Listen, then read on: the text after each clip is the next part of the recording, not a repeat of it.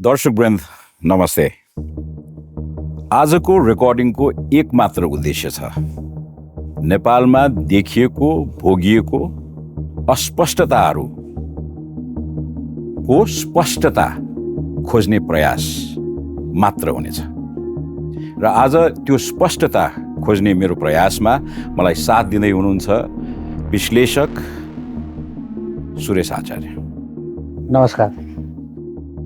अब यो अस्पष्टताहरूको कुरा गर्दाखेरि कुनै एक ठाउँमा मात्रै अल्झिएको छैन नेपाली अस्पष्टता।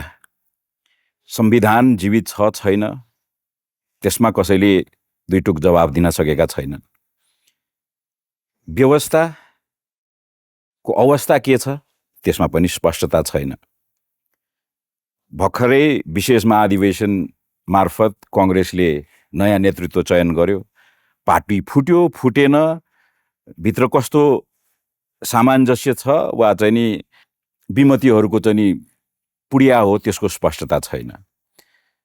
केही समय अगाडि भएको एमालेको महाधिवेशनबाट पुरानै नेतृत्वलाई पुनर्प्रयोग गर्ने उहाँहरूको जुन अभिमत थियो त्यसले एमालेको राजनीतिलाई बलियो बनायो कि अझ कमजोर बनायो त्यसबारेमा पनि स्पष्टता छैन।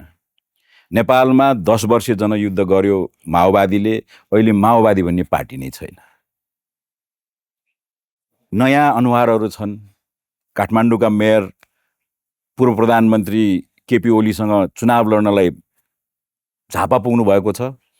उहाँको डक्ट्रिन के हो, उहाँको राष्ट्रिय स्वतन्त्र पार्टीसँगको समागम के हो, कुन आधारमा कुन कमन एजेन्डामा चाहिँ नि उहाँहरू एक हुनुभयो त्यसको बारेमा पनि स्पष्टता छैन। राजा जसलाई कन्स्टिट्युसनले रेकग्नाइज गर्न छोडेको करिब 18 वर्ष भयो, राजा नेपाललाई चाहिने हो कि कुनै पार्टी विशेषलाई चाहिने हो कि वा बाटोमा नारा लगाउने राजा आऊ देश बचाऊ भन्नेहरूका लागि मात्रै चाहिएको हो कि यो देशको आवश्यकता हो, त्यसका बारेमा पनि स्पष्टता छैन। सुरेशजी, यही प्रमाइसमा म तपाईँबाट चाहिँ नि अलिकति स्पष्टता खोज्ने प्रयास गर्न चाहन्छु। धन्यवाद भूषणजी। बडो विशद विषयमा हामी प्रवेश गरेका छौँ र तपाईँले अहिले सुरुमा जुन कुराहरू राख्नुभयो प्रश्नको रूपमा, ती कुराहरू प्रत्येकमा अस्पष्टता नभएको मात्रै होइन, अस्पष्टता अझ बढेर गएको परिस्थिति छ। यसको कारण 2-3वटा कारणहरू हुन्छ। यो अस्पष्टता किन कुनै मुलुकमा बढ्छ भन्दाखेरि यदि त्यो मुलुकमा एउटा यस्तो शक्ति जो आर्बिटर शक्ति भन्छन् अथवा मध्यस्थ शक्ति, न्युट्रल शक्ति, तटस्थ शक्ति, यदि त्यो शक्ति त्यो मुलुकमा एब्सेन्ट छ भने त्यो बेला यस्ता अस्पष्टताहरू निस्किन्छन्। अर्को, मुलुकको कन्टिन्युटीको विषयमा मान्छेहरू अनदेखा गर्छन्, लिडरसिप अनदेखा गर्छन् भने त्यो स्थितिमा अरू बढी अस्पष्टताहरू बढेर जान्छ। अर्को, त्यो अस्पष्टता मुलुकमा त्यो बेला बढ्छ जुन बेला त्यो देशको सेन्ट्रल अथोरिटी सत्ता सञ्चालन गर्नेहरूको नियन्त्रणमा हुँदैन, हातमा हुँदैन। यी विशद कुराहरू छन् र नेपालमा अहिलेको परिस्थिति निर्माण यी कुराहरूको अभावमा भएको हो। यसलाई एकैछिन पर्सपेक्टिभमा ल्याउन त। अहिले नेपाल गुज्रिरहेको जुन राजनीतिक अवस्थिति छ यसको कट अफ पोइन्ट भनेको हालै मात्रै सम्पन्न जेनजी पुस्ताको जुन विद्रोह थियो, त्यो विद्रोहको राज्यद्वारा गरिएको ह्यान्डलिङको खेलाचीपनाबाट विकसित आजको अवस्थिति हो भन्ने एउटा डक्ट्रिन छ भनेदेखि यो एउटा प्री प्लान्ड एक्सिडेन्ट क्रिएट गरियो र त्यो एक्सिडेन्टबाट नेपालमा जुन अस्तव्यस्तता छ त्यो अस्तव्यस्तताबाट आफ्नो जियोपोलिटिकल बेनिफिट्स लिने अन्तर्राष्ट्रिय गिद्धहरू नेपालमा फ्लाइट लिइरहेको छ भन्ने एक किसिमको एउटा कन्स्पिरेसी थियोरीका रूपमा जताततै सुनिन्छ, तर त्यसमा पनि स्पष्टता छैन। यो अवस्थिति सरकार छ भनिन्छ, कन्स्टिट्युसनले त्यसलाई पर्मिट गर्दैन, होइन? कन्स्टिट्युसनले पर्मिट गर्दैन वा कन्स्टिट्युसनमा इन्क्लुड नभएका चिजहरू वा संस्थाहरू सडकमा लोकप्रिय हुँदै गएको जस्तो देखिन्छ। यो कन्ट्रडिक्सनका बारेमा प्रवेश गरौँ त। अब यो कन्ट्रडिक्सन कहाँबाट सुरु भयो भन्ने कुरा त्यो हामीले खोजी गर्नुपर्छ। भदौ 23 र 24 को आन्दोलन मात्रै यो कन्ट्रडिक्सनको ट्रिगरिङ पोइन्ट चाहिँ हो, तर यो स्टार्टिङ पोइन्ट होइन। यो कन्ट्रडिक्सनको स्टार्ट जुन दिन संविधान सभाले संविधान बनाएर लागू गर्यो, देशमा क्रियान्वयन गर्यो, त्यो दिनदेखि यो कन्ट्रडिक्सन्सहरू सुरु भएको छ। किन भन्दा यो संविधानलाई, यो सर्वपक्षीय संविधान होइन, यो संविधानको विरोधमा सुरुकै दिनदेखि अनेक थरी एलिमेन्ट्सहरू क्रियाशील थिए। एउटा कुरा त्यसले कन्ट्राडिक्सन्सहरू बढाउँदै गयो। अर्को कुरा यो संविधानको अन्तर्वस्तु कन्टेन्ट जुन छ, त्यो कन्टेन्ट आफै नै कन्ट्राडिक्सन्सको पुलिन्दा हो। फर एक्जाम्पल, हामीले संसदीय व्यवस्था अथवा पार्लियामेन्ट्री सिस्टम अफ गभर्नेन्स, त्यो पनि हामीले वेस्टमिनिस्टर टाइप अफ गभर्नेन्सको परिकल्पना गरेर संविधान चाहिँ बनायौँ। त्यसमा विवाद त थियो संविधान सभामा, तर त्यो पार्लियामेन्ट्री सिस्टमका बेसिक प्रिमाइसहरू जुन हुन्छन्, फन्डामेन्टल कुराहरू, त्यसको विपरीत त्यसलाई अपरेट गर्न खोजियो त्यो पार्लियामेन्ट्री सिस्टमलाई। म एक्जाम्पल दिन्छु। कुनै पनि parliamentary system of governance strong opposition बिना, असर्टिभ अपोजिसन बिना चल्नै सक्दैन, सर्भाइभै गर्दैन। एग्रीड। यहाँ त अपोजिसन्स सबै रुलिङ पार्टीसँग अलायन्स गरेर गभर्मेन्ट फर्मेसनमा गए। त्यसो भइसकेपछि के भयो भने अनअर्गनाइज पिपलको भोइस पार्लियामेन्टमा कसले लाने, अपोजिसनले नलगिसकेपछि एउटा त्यो प्रब्लम भयो। अर्को समस्या कहाँ भयो भने रुलिङ पार्टीले गरेको कुनै पनि डिस्क्रेसनरी निर्णयहरूलाई चेक एन्ड ब्यालेन्स गर्ने पार्लियामेन्टभित्र शक्ति भएन, त्यो ह्रास भएर गयो। अथवा अन्य संवैधानिक निकायहरूको पनि रेज गर्ने प्रक्रिया त्यो सबै अवरुद्ध भयो। दोस्रो कारण, यसमा संविधानको प्रयोगमा जुन शक्तिहरू अथवा संवैधानिक अङ्गहरू न्युट्रल रहनेछन् भनेर परिकल्पना गरिएको थियो, ती सबैलाई पोलिटिसाइज गर्ने काम भयो।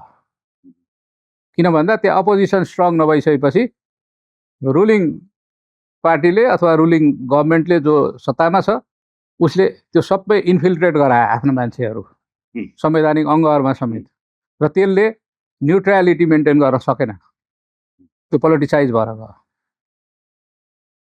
अर्को कारण के छ भन्दाखेरि भने अब यो संविधानको अन्तर्वस्तुमा संवैधानिक परिषद भन्ने एउटा भागमा उल्लेख छ। यो संवैधानिक परिषदमा अहिलेको संविधानमा प्रचलित संविधान भनौँ छ कि छैन त्यो त थाहा छैन, तर यो हालै जेएनजीले आन्दोलन गर्नुभन्दा अगाडिको स्थितिको संविधानको कुरा म गर्दैछु, कार्यान्वयन भएको संवैधानिक परिषदमा प्रधानमन्त्रीले हेड गरेको संवैधानिक परिषदमा त्यहाँ अपोजिसन लिडर हुन्छ। त्यहाँ सर्वोच्च अदालतको प्रधान न्यायाधीश एक्स अफिसियो मेम्बर हुने चलन छ। त्यहाँ पार्लियामेन्ट जो विधायक लेजिस्लेसन बनाउनु पर्ने अङ्ग हो, त्यो एक्जिक्युटिभ रोलमा त्यहाँ देखा पर्छ सभामुख र उपसभामुखहरू। सर्वोच्च न्यायालय जो न्याय सम्पादन गर्नुपर्ने हो निष्पक्ष रूपमा, ऊ एक्जिक्युटिभको भूमिकामा देखा पर्छ त्यहाँ है। अपोजिसन जो सरकारलाई चेक एन्ड ब्यालेन्स गर्नुपर्ने हो, ऊ सरकारसँग कोलुजन गरेर आफ्नो स्वार्थ सिद्ध गर्न लागेका छ। त्यसकारण त्यो संवैधानिक परिषदले यो पार्लियामेन्ट्री सिस्टम अफ गभर्नेन्सको फन्डामेन्टलमाथि वज्र प्रहार गरेको छ त्यसले, त्यो अन्तर्वस्तुले पनि। यो बेलायतमा छैन, यो जापानमा छैन यो व्यवस्था। पार्लियामेन्ट्री सिस्टम अफ गभर्नेन्स सबभन्दा राम्रोसँग अहिले सकुशल चल्ने देशहरू यिनै हुन् हो। त्यसकारण यी कन्ट्राडिक्सन्सहरू संविधानले बढाएको हो र बढ्दा बढ्दा बढ्दा पिपलमा यति डिसइन्चेन्टमेन्ट भयो, जनताका मागहरू पुरा भएनन्, सर्भिस डेलिभरी हुन सकेन, पोलिटिकल एलिट्सले स्टेट क्याप्चर गरे। यी यावत कारणले गर्दाखेरि जेनजीको नाममा एउटा विद्रोह भयो। त्यो विद्रोह चाहिँ ट्रिगरिङ पोइन्ट थियो। त्यो 12 बुँदे सम्झौता अनुरूप बनेको सत्ता र 12 बुँदे सम्झौता अन्तर्गत बनेको सत्ताको एक किसिमले पोलिटिकल एसेसमेन्ट गर्ने हो भनेदेखि जेनजी विद्रोह was counter revolution to that 12 बुँदे सम्झौता। तपाईँको विचारमा 12 बुँदेबाट अवतरित नेपाली राजनीतिक यथार्थ त्यो दिन सकियो। किन भन्दाखेरि पनि विगत 18-20 वर्षदेखि जो सत्तामा थिए 12 बुँदे सम्झौतापछि बहुदलीय व्यवस्थाकै सत्तामा पनि रहे र गणतन्त्र आइसकेपछिको स्थितिमा पनि होइन, उनीहरू नै सत्तामा थिए विगत 30 वर्ष 35 वर्षदेखि। जेनजी विद्रोहले त राजालाई त अपदस्थ गरेन नि। जेनजी विद्रोहले सोकल नेसनलिस्ट फोर्सेसहरूलाई त अपदस्थ गरेन नि। जेनजी विद्रोहले कसलाई गर्यो अपदस्थ भन्दा सत्तारूढ 30 वर्षदेखि सत्तामा भएका पार्टी र नेतृत्वलाई अपदस्थ गर्यो उसले। त्यसकारण प्रधानमन्त्री भाग्नु पर्यो हेलिकप्टर चढेर। अर्को ठुला नेताले यो देशको यो सिस्टमको प्रणालीको एउटा अभिभावक बनेर बसेका नेताले घरमै कुटाइ खानु पर्यो। त्यो परिस्थितिहरू सिर्जना भएको कारण चाहिँ यो 12 बुँदेको फेलियर हो वास्तवमा। पोलिटिकली व्याख्या गर्दाखेरि जेनजीले माग अरू राखे होलान्, तर it seems it is a counter revolution मेरो विचारमा। पोलिटिकली कुनै पनि रेभोल्युसन वा काउन्टर रेभोल्युसनको कन्क्लुजन त हुन्छ नि त। कन्क्लुजन अहिले हामी कन्क्लुजनमा पुगिसकेका छैनौँ होइन त्यो आन्दोलनको। छैनौँ। किन छैनौँ? हामी गोलमटोल कोसिस चाहिँ गरिरहेका छौँ। हामी त्यो रेभोल्युसन भयो, त्यो रेभोल्युसनले पुरानो प्रणाली सञ्चालन गर्नेहरूलाई वाइप आउट गर्यो, डिस्प्लेस गर्यो र उसले सुशासन र अपर्च्युनिटिजका कुराहरू उठाएको थियो आन्दोलनले। त्यो आन्दोलन ती आफ्ना मागहरूमा अडिन सकेन, त्यसले बिस्तारै क्रमिक रूपमा फेरि युटर्न लियो र पुरानै प्रणालीमा जाने स्थिति त्यो बेला पैदा भयो जब यो फेलियर भएको प्रणाली सिस्टमलाई त्यसमा सुधार नगरिकन, त्यसलाई ओभरहल नगरिकन चाहिँ हामी जबरजस्ती त्यसैलाई चलाउन खोज्यौँ वा सल्युसन चुनाव भन्ठान्यौँ होइन। हामीले सल्युसन चुनाव भन्ठान्यौँ हो त होइन। यो हन्टिङटनले भनेको छ, स्यामुएल हन्टिङटनले, election is not only a democracy भनेको छ उसले है। त्यसकारण इलेक्सन मात्रै होइन डेमोक्रेसी भन्नाले अकाउन्टेबिलिटीको कुरा आउँछ, डेलिभरीको कुरा आउँछ, स्टेबिलिटीको कुरा आउँछ। डेमोक्रेसीमा इन्स्टिट्युसन्सहरू फङ्सनल हुन जरुरी छ डेमोक्रेसीमा। त्यसकारण हामी युटर्न गऱ्यौँ 27 गतेदेखि। 24 गते विद्रोह भयो, धेरै हताहत भए मान्छेहरू, सिंहदरबार जल्यो, सर्वोच्च अदालत जल्यो, पार्लियामेन्ट जल्यो। त्यो त मेसेज हो नि त। त्यो पार्लियामेन्टले फङ्सन गरेको थिएन है। त्यो सर्वोच्च अदालतले जनतालाई न्यायिक सेवा प्रदान गर्न सकेको थिएन, डेलिभर गर्न सकेको थिएन है। त्यो एक्जिक्युटिभले, सिंहदरबारमा भएको एक्जिक्युटिभले जनताको प्लाइट बुझेको छैन भन्ने कुरा त मेसेज हो नि त त्यहाँ अट्याक हुनुको कारण त।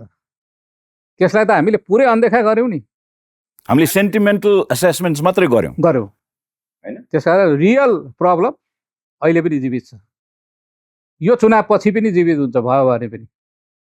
यो चुनावले नेपालको जुन अहिले गम्भीर जटिल परिस्थितिहरू छ गाँजिएर बसेको, त्यो परिस्थितिहरूको यसले निर्क्योल गर्न सक्दैन।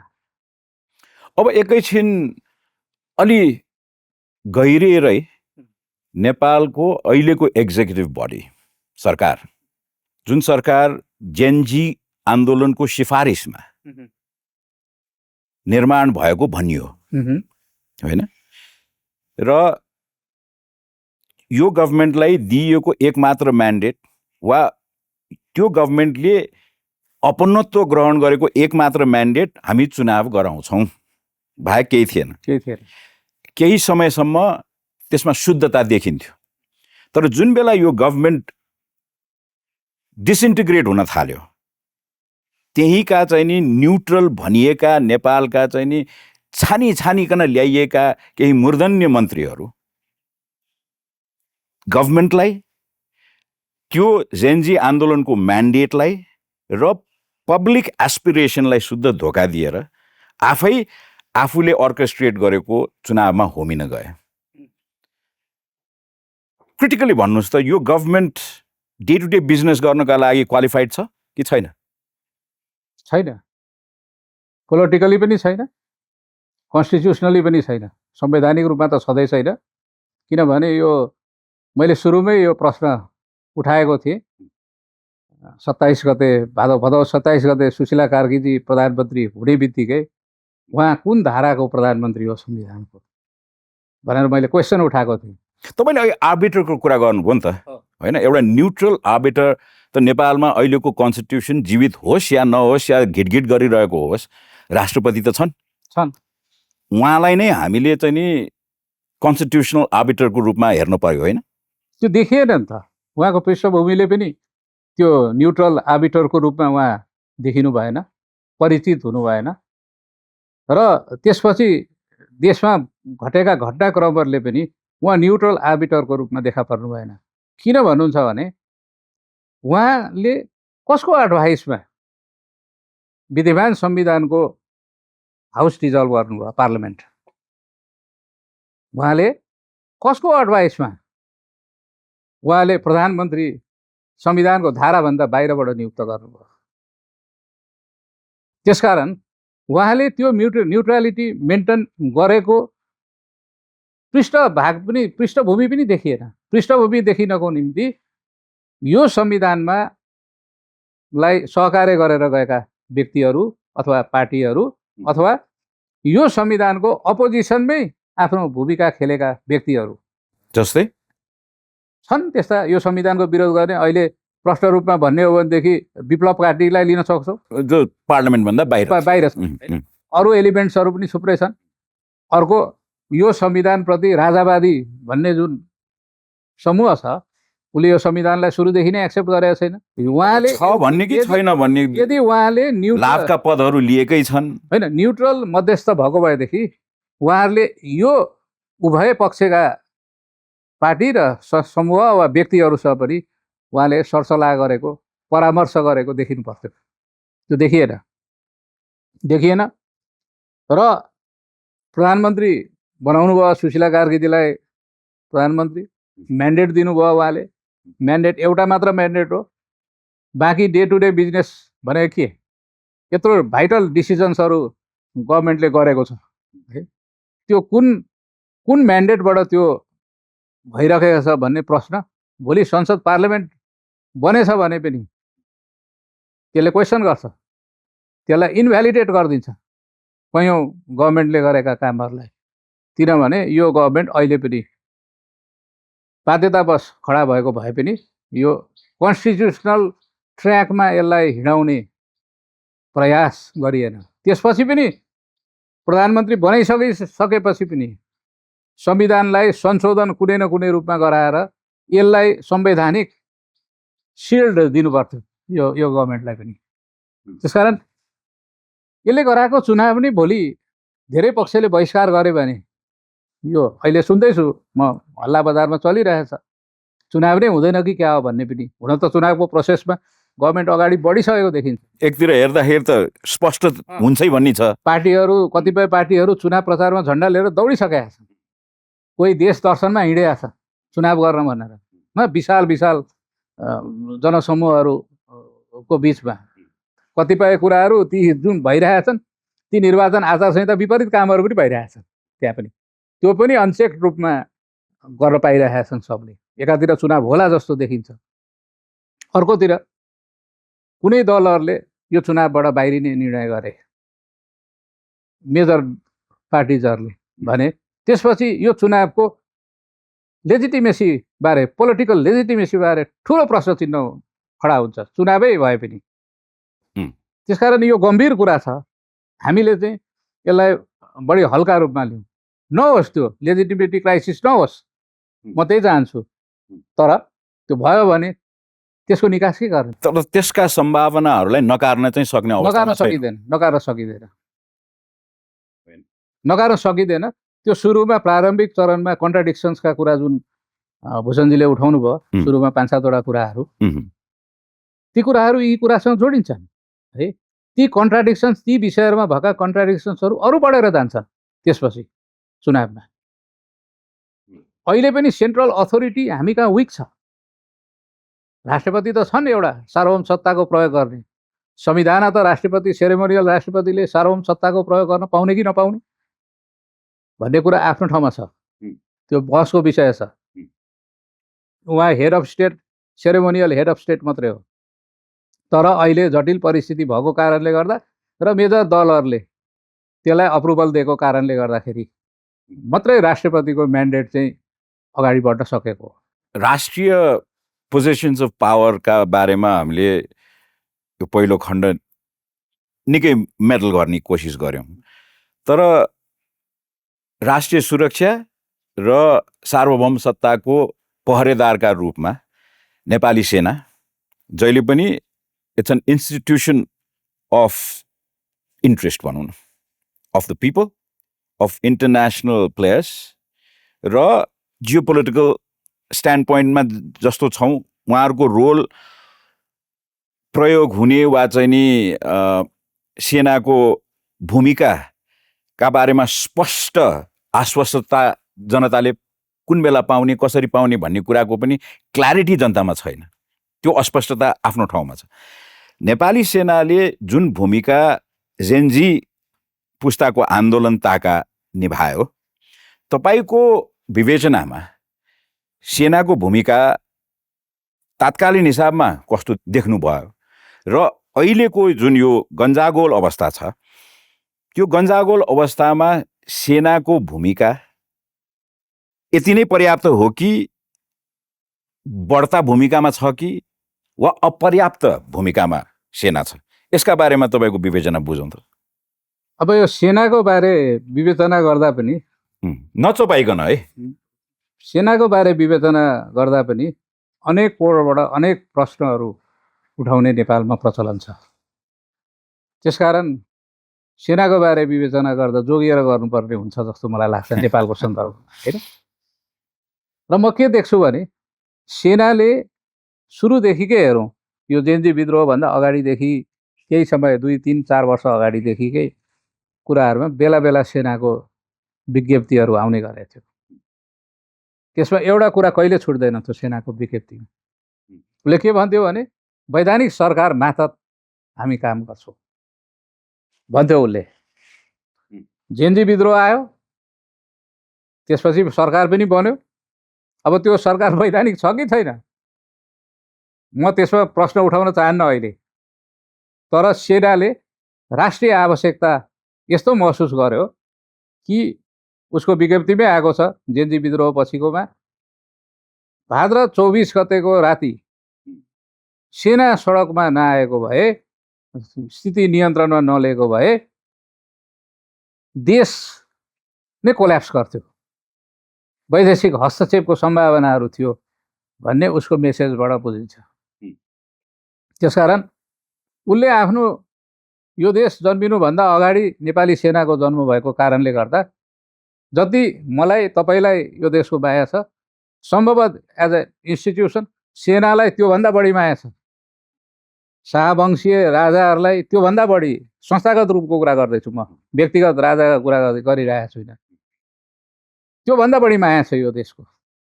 हाम्रा पोलिटिकल पार्टिजहरू 70 वर्ष अगाडि राजनीतिमा आएका हुन्।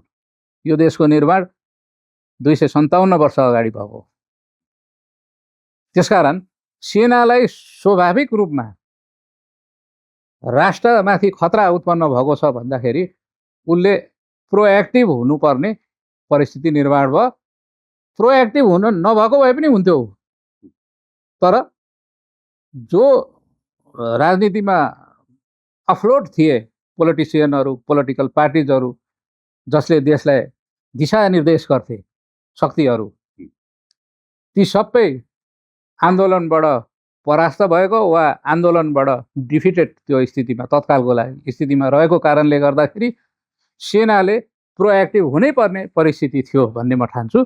र अहिले पनि सेनाको पहिलाको विज्ञप्ति सम्झिने हो भने वैधानिक सरकार हामी मातहत काम गर्छौँ भन्दाखेरि सेनाले अहिले बडो डिफिकल्ट सिचुएसन यो कन्ट्रीको भएको कारणले गर्दा मात्रै सुशीला कार्कीजीको सरकारलाई उहाँ सघाउ पुर्याएको जस्तो म ठान्छु संस्थागत रूपमा। भोलि यो सरकारले पनि गर्न खोजेको कुरा, चाहेको कुरा ट्र्याक बाहिर जाँदैछ, जाँदाखेरि सेना योभन्दा बढी एक्टिभेट हुनुपर्ने परिस्थिति निर्माण हुन्छ नेपालमा। किनभने अहिले कुनै पनि क्रेडेन्सियल फोर्स सेना बाहेक देशमा क्रियाशील छैन। अर्को कुनै पनि संवैधानिक शक्ति, क्रेडेन्सियल संवैधानिक शक्ति एउटा टाइटुलर हेड राष्ट्रपति बाहेक अरूको भूमिका फुल्ली फङ्सनल छैन। बरु त्योभन्दा बढी फङ्सनल त भूमिका इन्फ्लुएन्सको आधारमा, प्रभावको आधारमा, विरासतको आधारमा त बरु राजाको छ। बरु राजाले त सामाजिक रूपमा त हामी नेपाली एक हौँ भनेर त देशव्यापी एउटा जनलहरकै किसिमले मान्छेहरू जम्मा पारेर त हिँडिरहेका छन् नि त उनले। त्यो त इन्डाइरेक्टली त राष्ट्रिय एकताको त प्रवर्धन गरिरहेछ नि उनले। त्यो कुरालाई हामीले नेपालीले नजरअन्दाज गरेका छौँ। कन्स्टिट्युसनले नजरअन्दाज गरेको भन्दा अझ बढ्ता सत्य हुन्छ कि यो कन्स्टिट्युसनले नजरअन्दाज गरेको हो र सरकारी संयन्त्रहरूले पनि नजरअन्दाज गरेको हो त्यसमा। किनभने सरकारी संयन्त्रहरू पनि धेरै पेनिट्रेटेड भइसकेको स्थिति छ अहिले। Penetrated by home? बाई वैदेशिक शक्तिहरू, धेरै शक्तिहरू। यो कन्स्पिरेसी थियोरी होइन होइन त? नेपालमा अहिले राजनीतिक तरलतामा पौडी खेल्ने जुन अहिले चर्चित वैदेशिक शक्तिहरू छन्, उनीहरूलाई यो नेपालको राजनीतिक तरलताले त्यो के भन्ने, अब त्यसलाई चाहिँ नि एन्टरटेनमेन्ट भ्यालु दिइरहेको छ कि सामरिक भ्यालु दिइरहेको छ? यसमा के छ भन्दाखेरि पनि अघि मैले एकचोटि प्रसङ्ग उठाएको थिएँ। देशमा सेन्ट्रल अथोरिटी भएन भने अथवा त्यसको एब्सेन्स भयो भने संसारभरि यही रित हो, स्वाभाविक रूपमा वैदेशिक हस्तक्षेपहरू हुन थाल्छ। त्यसकारण central authority should be very strong and assertive र नेसनलिस्ट पनि हुनु पर्यो। त्यो हामी कहाँ त्यसको अभाव मैले देखिरहेको छु, कन्स्टिट्युसनली पनि पोलिटिकली पनि। अब सुरेशजी, कुरै निस्किसक्यो तपाईँले आजको यो हाम्रो कुराकानीमा कन्स्टिट्युसनले रेकग्नाइज नगरेको राज संस्थाका बारेमा प्रसङ्गवश तपाईँले धेरैचोटि कुरा निकाल्नुभयो। अब यसका बारेमा पनि चबाएर बोल्ने दिन गए जस्तो लाग्छ मलाई। किनभने लेट्स बी भेरी क्लियर, होइन, राज संस्थाको प्रतिनिधित्व गर्ने परिवारको मात्रै पेवा पनि होइन। डेफिनेटली होइन। त्यो किन होइन भने यो कुनै एउटा पार्टीगत पेवा पनि होइन, हो त? होइन। भले पार्टीहरू सक्रिय छन्, ल्याउनुपर्छ, आउनुपर्छ, हामीले रेकग्नाइज गर्नुपर्छ भनेर आफ्नो पोलिटिक्सका लागि टुलका रूपमा त्यो परम्परागत शक्तिलाई प्रयोग गरिरहेका छन् र आजका दिनसम्म फेलै छन्, होइन। राज संस्था के को आवश्यकता हो त? जनताको आवश्यकता हो।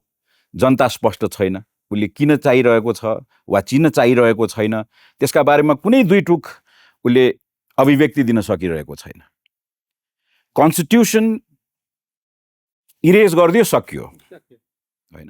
तर नेपालमा त्यो परम्परागत शक्तिको जुन डिप रुटेड संलग्नता छ वा चाहिँ नि अपनत्व छ, त्यसलाई हामी विभिन्न किसिमका लेफ्टिस्ट अवधारणाले थिच्ने पुर्ने काम गर्न अझै थाकेका छैनौँ हामी।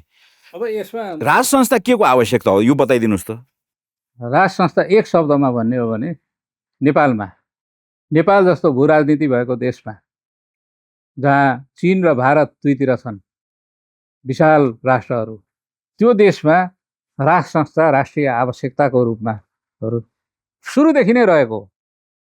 यदि राज संस्था राष्ट्रिय आवश्यकताको रूपमा नरहेको भएदेखि यो देश अहिले यो रूपमा आजको रूपमा हामीले पाउँथ्यौँ पाउँदैनथ्यौँ। हुनसक्छ तपाईँ कोशी पूर्वको देशमा हुनुहुन्थ्यो, म कोशी पश्चिमको देशमा हुन सक्थेँ।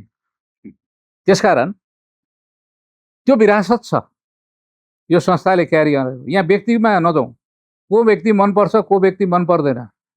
मलाई तपाईँ मन नपर्न सक्छ, तर तपाईँ इन्टरभ्यू लिने व्यक्ति हुनुभएको कारणले गर्दा ससम्मान म प्रस्तुत हुनुपर्छ, होइन?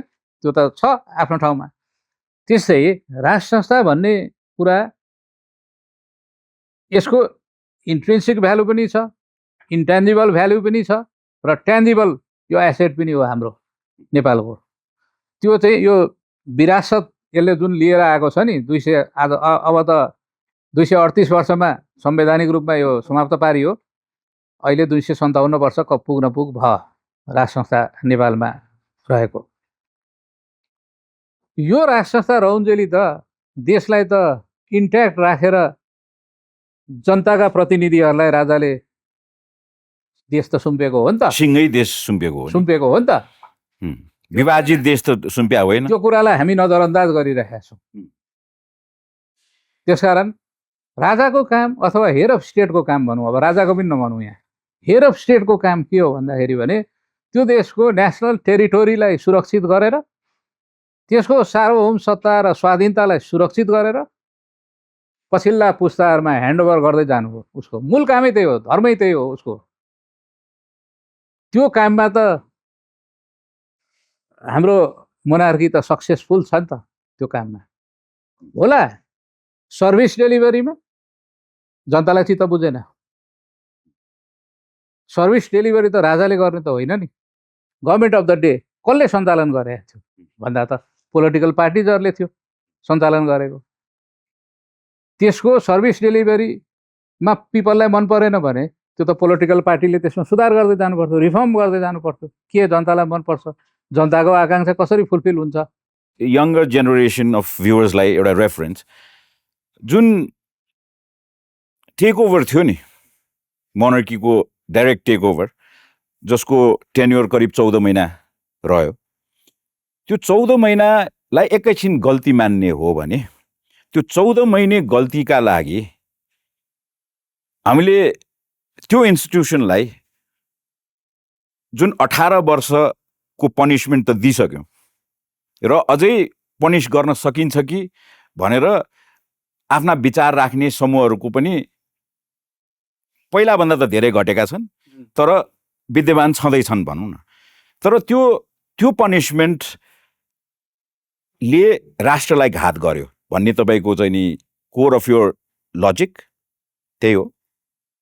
यसमा कुरा के हो भन्दाखेरि भने हामीले हाम्रो एउटा लङ टर्म भिजन, यो स्टेटको मुलुकको कन्टिन्युटीको निम्ति जुन भिजन हुन्छ नि स्टेट स्प्यानहरूमा, रेड बुक भनौँ न त, रेड बुक भनौँ अथवा स्टेट स्प्यानहरूमा एउटा भिजन हुन्छ कुनै पनि राष्ट्रको कन्टिन्युटीको विषयमा। त्यो नै भिजनको अभाव म देख्छु कि यहाँ सबभन्दा ठुलो कुरा। त्यो भिजन आएन। 18 वर्षदेखि गणतन्त्र आयो, तर गणतन्त्रले मुलुकलाई कहाँ पुर्याउन खोजेको हो 20 वर्षपछि 25 वर्षपछि भन्ने कुरा आएन। त्यो आएको छैन अहिलेसम्म। आज पनि हेर्नुहोस्, यो चुनाव भइरहेछ अहिले, फागुन 21 गते भनेर राष्ट्रपतिले म्यान्डेट दिएको।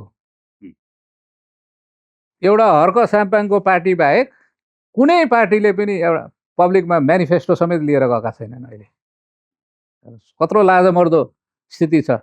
मुलुक कसरी चलायमान भइरहेको छ। जबरजस्त रूपमा चाहिँ हुन नसक्ने परिस्थितिमा पनि यसलाई चलाउन खोजिएको छ। पार्टीले इलेक्सनमा जाँदाखेरि आफ्नो म्यानिफेस्टो घोषणापत्र लिएर जानु पर्दैन, चाहे त्यो काङ्ग्रेस हो, चाहे एमाले हो, चाहे राप्रपा होस्, चाहे जोसुकै हुन् दलहरू अथवा राष्ट्रिय स्वतन्त्र पार्टी नै हुन्। होइन, अब साधारणतया एउटा चाहिँ नि कबोल पत्र जस्तो त सबैले बनाएको जस्तो त देखिन्छ। यो एउटा सामान्य रीति, सामान्य कुरा। इलेक्सनलाई पनि सामान्य ढङ्गले हेरियो।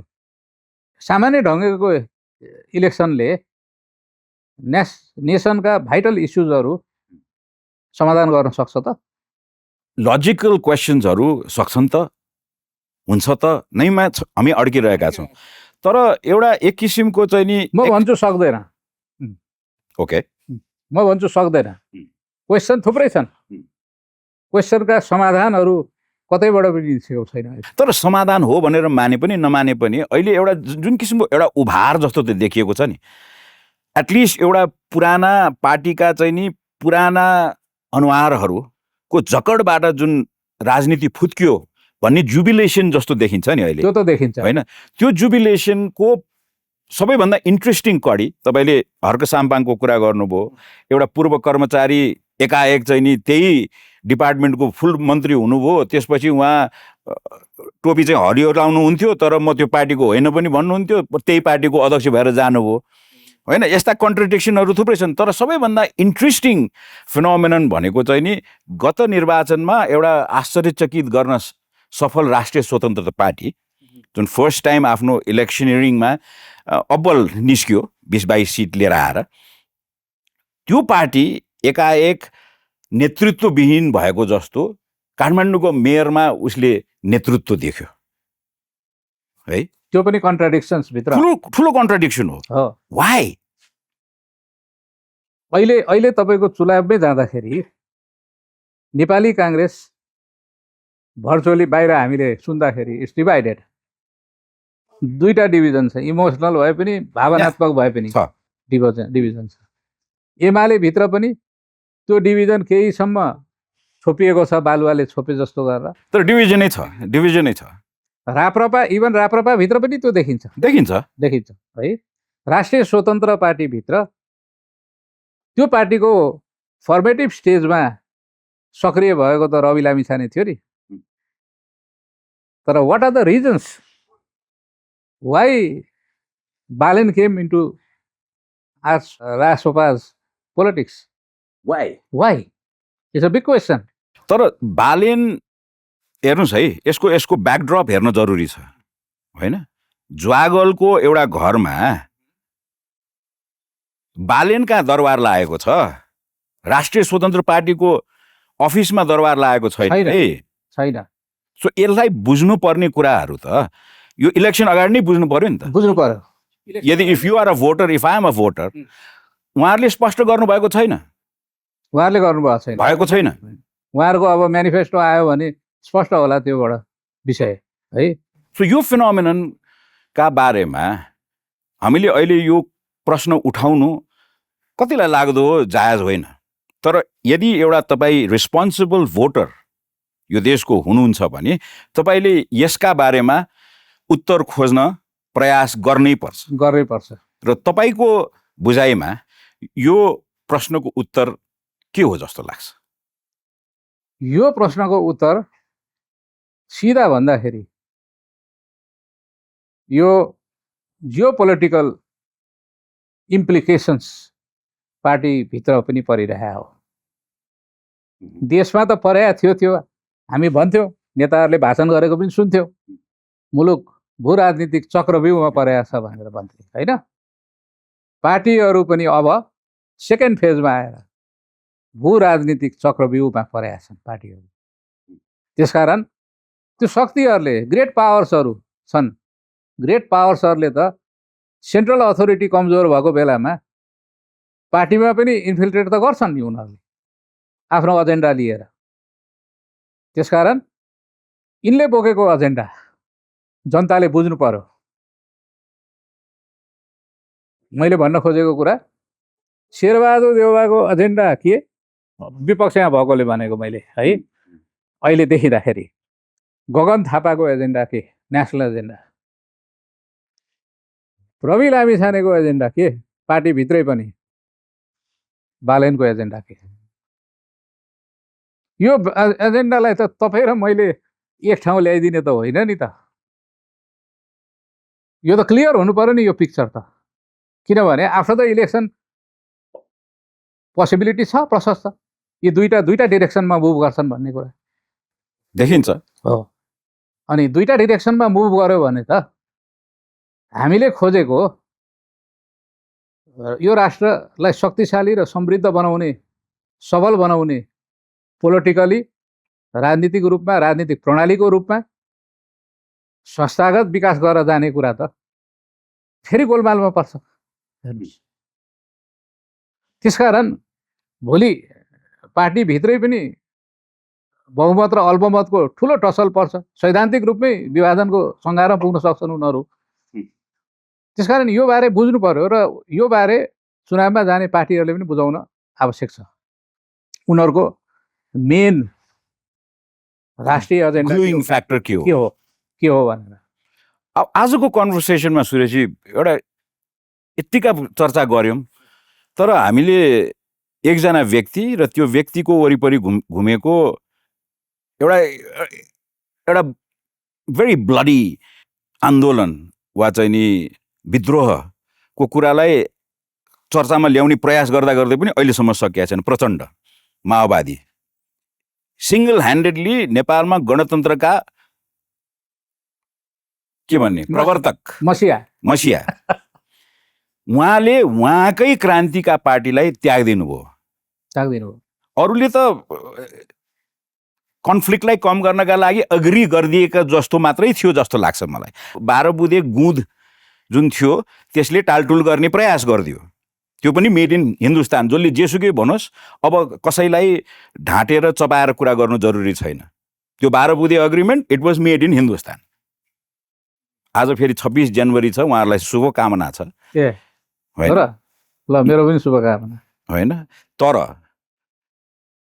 आफ्नो छिमेकी, यति सहनशील छिमेकीलाई उहाँहरूले गिजोलेको देख्दाखेरि, होइन, उहाँहरूको जुन स्वतन्त्र भारतको जुन गणतन्त्र दिवसको आज उत्साह जुन छ, त्यो उत्साहमा हामी जस्तो छिमेकी, एउटा भल्नरेबल छिमेकी र सदासेदा राख्ने छिमेकी प्रति गरिएका एक्सपेरिमेन्ट्सहरूलाई पनि मित्र राष्ट्र हिन्दुस्तानले रिभिजिट गर्ने बेला भएन र?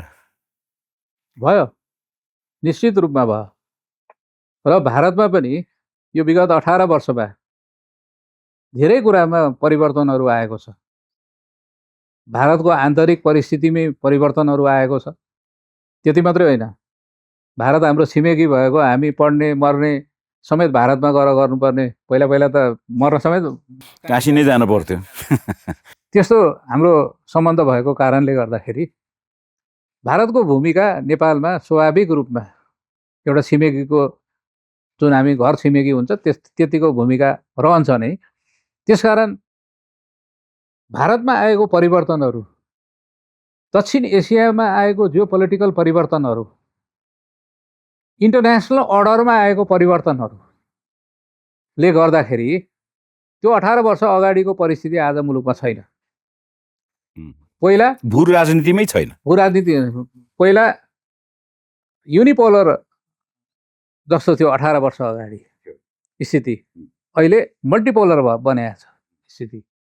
चाइनाहरू सशक्त ढङ्गले एउटा सुपर पावरको रूपमा, ग्रेट पावरको रूपमा खडा भएका छन्। इन्डियै ग्रेट पावरको रूपमा आइसकेको छ। न्युक्लियर पावर, हामी न्युक्लियर पावरले समेत घेरिएका छौँ है। Power state, nuclear power, India, China मात्रै होइन, पाकिस्तान समेत न्युक्लियर पावरले सजाउँछ। यो स्थितिमा म एउटा किताब पढिरहेको थिएँ। नेपालको, यो दक्षिण एसियामा नेपालको सबभन्दा इम्पोर्टेन्ट भूमिका छ यसको रिजनल स्टेबिलिटी र सिक्युरिटीको निम्ति, यो रिजनको भन्ने कुरा पढिरहेको थिएँ। त्यसकारण भारतले यो कुरालाई मध्यनजर गरेर नेपाल इन्स्टेबल भयो, नेपालमा अराजकता भयो, एनार्की भयो, नेपालमा केन्द्रीय अधिकार सम्पन्न संस्था विशृङ्खलित भयो, नेपालको अर्थतन्त्र ध्वस्त भयो, नेपालका मान्छेहरू देश छोडेर विदेशी सेवामा जान थाले र बुढाखाडा इकोनोमिक फोर्स नभएका शक्ति मात्रै नेपालमा रहने स्थिति रह्यो भनेदेखि त्यसको डाइरेक्ट इम्प्याक्ट इन्डियालाई पर्नेवाला छ। त्यो त स्पिल ओभर इफेक्ट त इन्डियामा परिहाल्छ स्वाभाविक रूपमा, होइन? त्यसकारण त्यसले इन्डियामा 18 वर्ष अगाडिको परिस्थिति भन्दा आज के परिवर्तन ल्याएको छ, सायद इन्डियन स्टलवार्ड्सहरूले यो विषयमा सोचेका पनि होलान् उनीहरूले। जस्तो अहिले बङ्गलादेशको केसपछि, बङ्गलादेशको जुन घटना घटेपछि बङ्गलादेशभित्रैबाट पनि आवाज उठ्यो, बङ्गलादेश बाहिर पनि आवाज उठ्यो कि भारत अखण्डित रहन सक्दैन, हामी विखण्डित गरिदिन्छौँ भन्ने आवाजहरू पनि उठ्यो।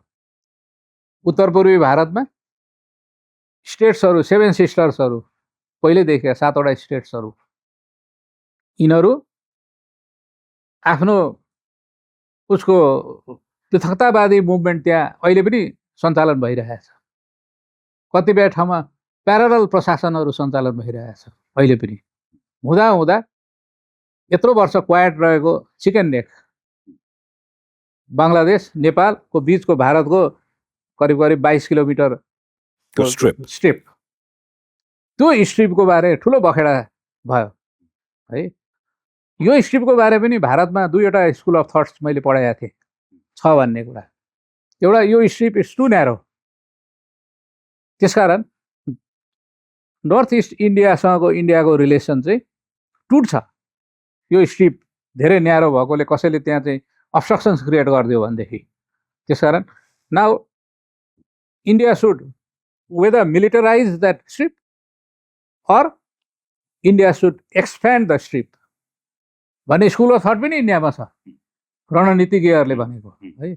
अब एक्सप्यान्ड द स्ट्रिप भन्यो भने त अब नेपालतिर एक्सप्यान्ड गर्ने हो कि बङ्गलादेशतिर एक्सप्यान्ड गर्ने, फेरि त्यो आफ्नो ठाउँमा प्रश्नहरू हुन्छ। हामी पनि भल्नरेबल पोजिसनमा पुग्छौँ। तर यो होल रिजन चाहिँ अनस्टेबल भयो, पोलिटिकली इन्स्टेबिलिटी बढेर गयो। त्यसको नेपालमै बढ्दाखेरि पनि त्यसको स्पिलओभर इफेक्ट इन्डियामा पनि पर्ने भयो। बङ्गलादेशमा अस्ति हिन्दूहरूमाथि एट्याक भयो नि त, मिडियामा त आयो। त्यो हिन्दूहरूमाथि त्योभन्दा बढी अट्याक भएको भए त्यहाँ सम्भवतः हिन्दूहरू बङ्गलादेश छोडेर भाग्नुपर्ने परिस्थिति हुन्थ्यो ज्यान बचाउनलाई, कति छिरे पनि इन्डियातिर।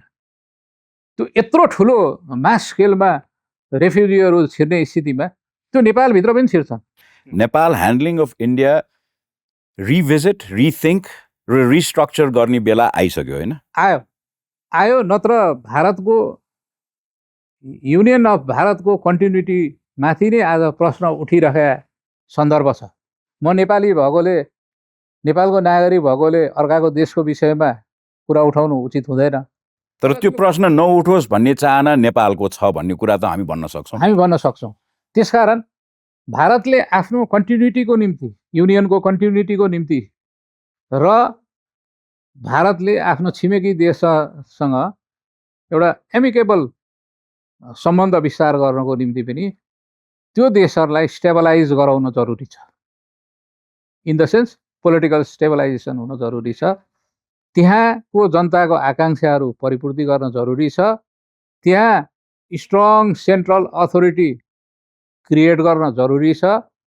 त्यो गरेन भने त्यसका विभिन्न नेगेटिभ रिपल इफेक्ट्सहरू इन्डियामा पर्छ र त्यसको निम्ति भारतले धेरै मूल्य चुकाउनु पर्ने परिस्थितिहरू निर्माण हुन सक्छ। अहिले जियोपोलिटिकल सिनेरियो चेन्ज भएको सन्दर्भमा पनि यो कुरा बढी कुरा आउँछ है। यो कुन बेलादेखि यो बढी एक्सपर्टाइट भएर यो कुराहरू अगाडि आयो जस्तो मलाई लाग्छ भने जब US president Trump second tenure उहाँले जित्नुभयो र त्यसपछि ट्रम्प ट्यारिफको प्रयोग सुरु भयो। त्यो एउटा डिप्लोमेसीकै, अमेरिकाको डिप्लोमेटिक पोलिसीकै रूपमा ट्रम्प ट्यारिफ युज भयो। चाइना विरुद्ध युज भयो सशक्त ढङ्गमा, हिन्दुस्तान विरुद्ध भयो। हिन्दुस्तान विरुद्ध भइसकेपछि हिन्दुस्तान र चाइनाको एउटै फोरममा मिटिङ्सहरू हुन थाल्यो हो। रसिया स्वाभाविक रूपमा चाइनासँग नजिक थियो। त्यसले गर्दा कहाँनिर असर पार्यो भन्दाखेरि भने अमेरिकाको इन्डो पेसिफिक स्ट्राटेजी जुन थियो त्यो इन्डो पेसिफिक स्ट्राटेजीको pillar, one of the pillars अथवा वान अफ द आइज, आँखा चाहिँ भारत थियो। त्यो परिकल्पनामा त्यो इन्डो पेसिफिक स्ट्राटेजीको निर्माण भएको थियो र त्यसमा व्यापक रूपमा I think it's more than $100 billion भन्दा बढी छ है, त्यसमा खर्च भएको थियो। 100 बिलियन होइन, 1 ट्रिलियन हो गएर $1 ट्रिलियन बराबर भएको छ। अब त्यसको भारत र चीनको बिचमा नजिकको सम्बन्ध, उनीहरूको बाइलेटरल कारण पनि छ, अरू ट्रेड सम्बन्धी रिलेसनको कारण छ, अरू विभिन्न कारणहरूले गर्दाखेरि उनीहरू नजिकै गएका छन्, कन्फ्रन्टेसन कम गर्दै गएका छन् उनीहरू होइन। त्यो स्थितिमा अमेरिकाको भारत चाहिँ एउटा आँखा हुन सकेन, पिलर बन्न नसक्ने परिस्थिति निर्माण भयो नि त। अमेरिकाको त्यत्रो इन्भेस्टमेन्ट, त्यत्रो रणनीति त प्रश्न चिन्ह लाग्ने भयो नि त त्यो स्थितिमा। त्यसकारण उसले स्वाभाविक रूपमा ग्रेट पावर भएको कारणले गर्दा त्यस आसपासको क्षेत्रमा आफ्नो शक्ति र सामर्थ्य बढाउने कोसिस त गर्छ नि। त्यो बढाउने कोसिस गर्दाखेरि त्यही क्रममा जोडिएर आयो बङ्गलादेशको घटनाक्रमहरू, इभन श्रीलङ्काको घटनाक्रमहरू, र त्यसपछि हुँदाहुँदै नेपाल पनि अछुतो रहेन हो। जबसम्म हामी यस कुरामा चाहिँ कोहेसिभ भएर अगाडि बढ्दैनौँ अब गाह्रो छ नेपाललाई सम्हाल्नलाई। सुरेशजी, लेट्स होल्ड आवर थट्स आजलाई यति नै। तर यो डिस्कसन अनगोइङ डिस्कसन हो र यसका विभिन्न फर्मेटहरू हामी तयार गर्दैछौँ र तपाईँले भन्नुभएको जस्तो बृहत राष्ट्रिय स्टेक होल्डर्सहरूको थट प्रोसेसिङका लागि पनि यो फोरम हामी आगामी दिनहरूमा प्रयोग गर्ने प्रयास गर्नेछौँ। तपाईँको समय, विचार र तपाईँको करेन्ट नेपालको पोलिटिक्सका बारेको इन्साइटका लागि धेरै धेरै धन्यवाद। Thank you.